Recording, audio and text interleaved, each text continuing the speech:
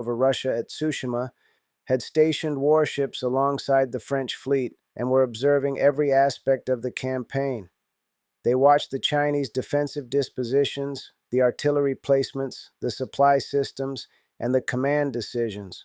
What they saw in Guangdong held firm under Peng Yulin, and in Taiwan, where Liu Mingchuan defeated the French at Tamsui, persuaded Japan that China's defenses were more robust than anticipated. Japan did not intervene in 1884. 10 years later, in 1894, Peng Yulin had died, Liu Mingchuan had retired, and Zhou Zongtang had been dead for 9 years. Japan attacked. The Treaty of Shimonoseki transferred Taiwan to Japan in 1895.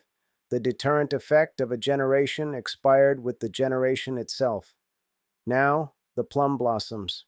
In Peng Yulin's youth, he had loved a girl he called Mei, a cousin by adoption, and they had made private promises to each other. Family opposition separated them. Mei eventually died. Peng Yulin made a vow. He would paint 100,000 plum blossom images in her memory. He painted them all, between campaigns, between the memorials arguing against peace settlements and the imperial edicts ordering him back to service. Every time the army was at rest and administrative duties permitted, Peng Yulin would find paper and ink and paint plum blossoms. He wrote in one poem, "Unable to remedy the calamities of my time, I am deeply ashamed, all the intentions of my heart entrusted to the plum blossom."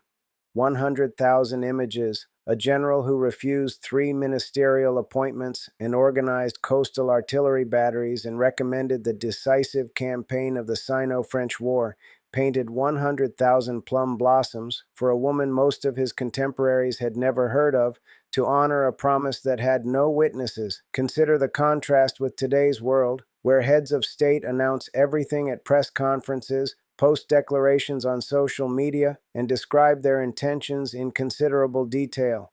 Zhuo Zongtang communicated his commitment with a coffin. Peng Yulin communicated his grief with 100,000 flowers. Neither of them explained anything. Now the news. The U.S.-Israeli war on Iran enters its third week. The Strait of Hormuz, through which approximately 1/5 of the world's daily oil supply passes, remains blocked. Oil prices continue to rise. President Trump declared at a White House press conference